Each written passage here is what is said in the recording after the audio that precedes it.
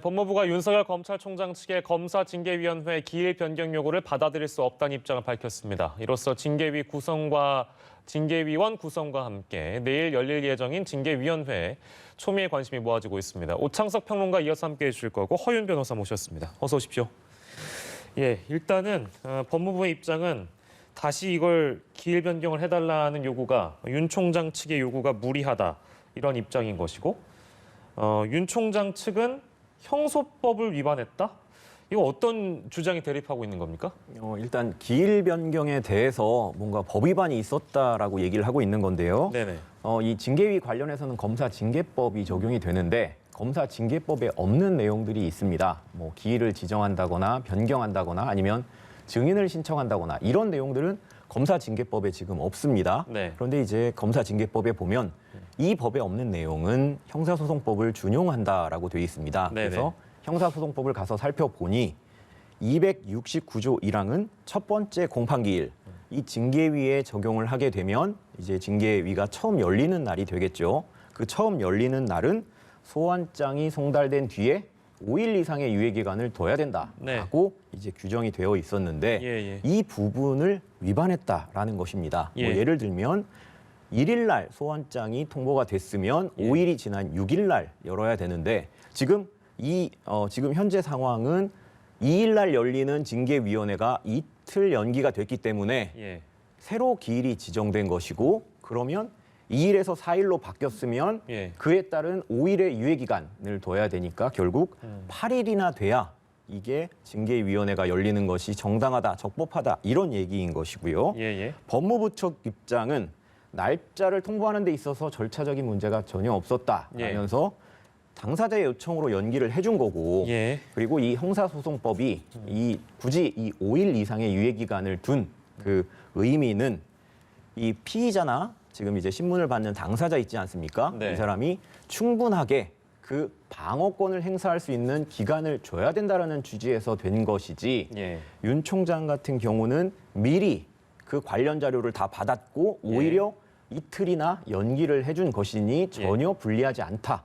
이런 입장이면서 무리한 요구를 하는 것이다라고 밝히고 있는 것으로 생각이 됩니다. 그러니까 이게 법리 해석의 차이로 발생한 것 같은데 그러니까 처음에는 저도 26일 보도를 보니까 법무부가 26일에 12월 2일 징계위원회를 열겠다고 그 출석 통지를 한 것 같아요. 그러니까 소환장 송달을 법무부가 보는 시점은 26일인 것이고 지금 윤 총장이 보는 거는 12월 1일이기 때문에 이 차이가 발생한다고 보면 되는 겁니까? 일단 그 법무부가 명확하게 언제 통보를 했는지는 지금 정확하게 나와 있지는 않습니다. 26일에 통보했다고 보도는 됐는데요. 그 자료가 갔기 때문에 그날 아마 정확하게 그 통보서도 갔을 거라고 지금 예상이 되는 것이고요. 그렇다면 날짜를 거슬러 봤을 때 5일의 유예기간은 둔 것으로 보입니다. 2일 날 열리는 게요. 그런데 2일로 지정이 된 기일이 4일로 연기가 됐다라는 것이 이제 2일이나 3일 통보가 됐기 때문에 또 5일의 유예기간을 둬야 된다라는 이제 설명인 것이지요. 법무부는 뭐 2일 날 열리는 게 정당하니까 그리고 당사자의 요청으로 2일 연기해 준 거기 때문에 뭐 전혀 우리가 연기하지 않는 것은 무리하지 않다라는 입장인 것이죠. 좋습니다. 그럼 딱 잘라가지고 누구 말이 맞다 이렇게 평가할 수 있는 거예요, 변호사님, 법적으로? 이제 좀 더 지나봐야 알 것 같은데요. 왜냐하면 이 사안 자체가 지금 형사소송법 아마 법무부도 이런 규정이 있다라는 거를 모르진 않았을 겁니다. 하지만 이제 당사자의 요청으로 변경이 된 거고 그렇지만 이 형사소송법의 법문 자체를 엄격하게 해석을 하면 어쨌거나 나와라라고 통보를 하는 시점부터 5일의 유예기간을 둬야 되는 것이므로 이게 과연 그 심사를 받는 당사자의 이익을 위해서 2일을 더 연기해 준 것으로 볼 건지 아니면 이 법문에 나와 있는 대로 어쨌거나 변경이 됐으니 5일 유예기간을 둬라라고 결정이 될지는 아마 이 부분이 또 법원에서 다투어질 수가 있는 것이고요. 좀 전에 이제 대통령께서도 말씀하셨다시피 절차적 정당성이 굉장히 중요하다고 말씀을 하셨고 지금 법무부 감찰위원회라던가 아니면 그 행정법원 결정이라던가 굉장히 절차적인 부분을 중시하고 있거든요. 법무부도 상당히 스트레스를 받고 있을 겁니다. 이 부분 때문에요. 알겠습니다. 이게 이제 결국에는 절차적 시비와 관련된 논란이 다시 한번 불거질 수밖에 없는 그런 사안이기 때문에 내일 어쨌든 근데 징계는 예정대로 열리는 방향으로 나아가겠죠. 어떻게 보십니까? 네, 내일 그냥 예정대로 열릴 것 같고요. 예. 사실 이 부분에 대해서 후에 다툴 수는 있을지 모르겠으나 네. 징계위원회 결정이 나고 나면 사실 그 부분이 훨씬 더 큰 블랙홀 현상을 가질 수 있기 때문에 예. 이 절차적 타당성을 따질 수 있는 시간이 있을까라는 생각은 좀 의문입니다. 다만 이 부분에 대해서 법무부는 24일에 이 징계 청구서 부본, 그러니까 원본이 아닌 이 부분을 전달했었고 예. 26일에 통지서를 전달했다는 입장인데 예. 중요한 거는 이 징계위원회에 열린 날짜가 바뀐 가장 핵심적인 이유는 이 고기영 차관이죠. 네. 이 고기영 차관이 갑자기 중도 이제 사임을 하면서 공백이 생겼던 것이죠. 예. 그렇다면은 날짜가 바뀌는 것에 영향을 준 것이 과연 이제 고기영 차관 때문인데 이것이 과연 법률적으로 어떻게 해석될 수 있을 것인가? 예. 저는 이 부분이 중요할 것이라고 생각을 하고 중요한 거는 이 징계의 사안은 사람에 따라서 달라질 부분은 전 아니라고 생각합니다. 대통령께서 계속 강조했듯이 이 징계에 대한 내용은 법무부는 이미 준비를 했었고 또 윤석열 총장 측도 특별 변호인을 선임해서 계속해서 방어를 하고 있었기 때문에 징계위원회 내용 자체가 바뀌지 않았습니다. 예. 사람의 공백으로 인한 징계위원회 연기이기 때문에 이 부분에 대해서 후에 이 논쟁이 붙는다 하더라도 저는 큰 문제가 되지는 않을 것이라고 생각이 들고 예. 일단은 대통령이 나와서 직접적으로 이 부분이 굉장히 초유의 사태이기 때문에 직접적으로 절차와 원리 원칙을 다시 한 번 더 강조한 것이다라고 볼 수가 있고 예. 여기에서 대통령이 이런 메시지를 남길 수밖에 없는 것이 예. 그 전에 이제 대통령들 같은 경우는 뭐 직접 나서서 흔히 말하는 성명문을 발표해서 가이드라인이다 아니다라는 언론의 해석을 낳게끔 만들었습니다. 네. 근데 지금까지 대통령이 등장하지 않은 것은 그런 오해와 억측, 해석을 낳지 않게끔 하기 위해서 나오지 않았던 겁니다. 예. 그렇기 때문에 이 부분에 대해서는 대통령이 입장을 표명할 수 있는 시간이 분명히 나옵니다. 왜냐하면 결국 이 해임 건의안이 만약에 올라간다. 가장 최고의 징계인 해임 건이 올라가면 법무부 장관으로 인해서 대통령이 결정합니다. 예. 이때는 대통령의 시간이 될 수밖에 없겠죠. 그때는 아마 입장 표명을 정확하게 할 것이고 예. 그 전에 등장하는 것이 저는 오히려 법률적으로 절차적으로 타당하지 않다. 그렇게 생각합니다. 저희 시간은 그러니까 크게는 두 가지 틀을 다룰 수밖에 없는 것 같습니다. 그러니까 하나가 저희가 다루고 있는 형사법과 관련된 법무부와 윤 총장 측의 입장 차이, 이건 저희가 좀 충분히 다룬 것 같고, 이제 방금 오평론가께서 말씀해주신 이용구 차관과 관련된 내용인데요. 이것도 이제 결국에는 공정성 논란과 관련돼서 이슈가 되고 있기 때문에 다룰 수밖에 없는 건데, 백운규 전 산업통상자원부 장관의 변호를 맡았다. 어떤 사건 관련이냐? 원전 의혹 관련입니다. 이거 관련해서 변호를 맡았던 이력이 징계위원회 들어가는 당연직 위원으로 들어가게 되는 이용구 신임 차관에 대해서 이거 공정하지 않다라고 이제 문제를 삼고 있는 상황인 것이죠. 윤 총장 측은. 그 내용을 다시 한번 정리해 주세요. 예, 그렇습니다. 지금 이 원전 의혹이라는 게 어떻게 보면은 윤 총장의 직무 배제를 결정하게 된 주요 원인 중에 하나라고 지금 알려져 있는데요. 이게 이 산업부 쪽에서 뭐 이제 산업부 전 장관도 연루가 돼 있다고 나오고 있습니다만 이 산업부 쪽에서 고의적으로 감사원의 감사를 방해를 했다 이런 내용인데 사실 이 변호인으로 활동을 했다라는 것 자체가 이 사건의 성격을 볼 때 좀 심상치 않은 일반적인 사건과는 다릅니다. 뭐 예를 들면 뭐 절도라든가 폭행이라든가 이런 일반적인 사건의 경우라면 범죄 혐의 자체가 중요한데요.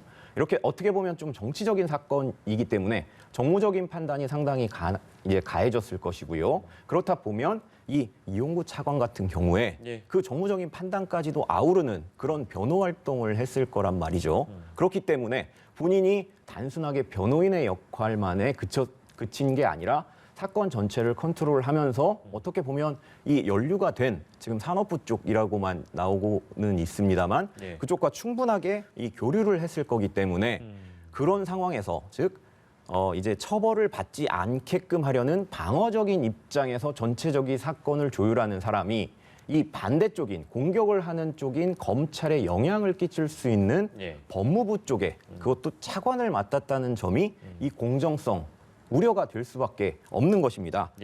그래서 일부 언론에서는 이제 뭐 상당히 큰 문제다, 당연히 영향력을 끼치려 할 거다라고 이제 보고 있지만 아마 청와대가 이 부분을 사전에 알고 있었을 가능성이 높습니다. 인사검증 시스템이 그렇게 허술하진 않기 때문에요.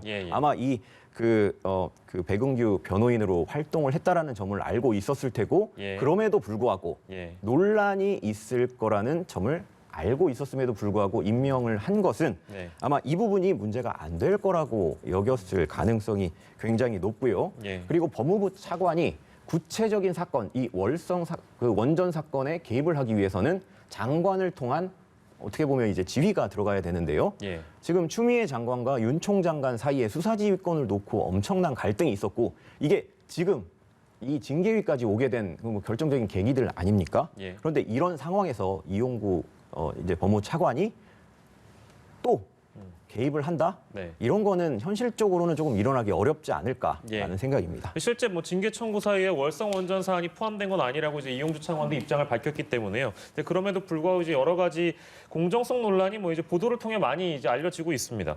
오창석 평론가께서 어떻게 생각하세요? 결국에는 이제 이 문제와 관련해서 윤 총장 측이 뭐 기피 신청 내지는 이런 걸 할 것으로 보입니까?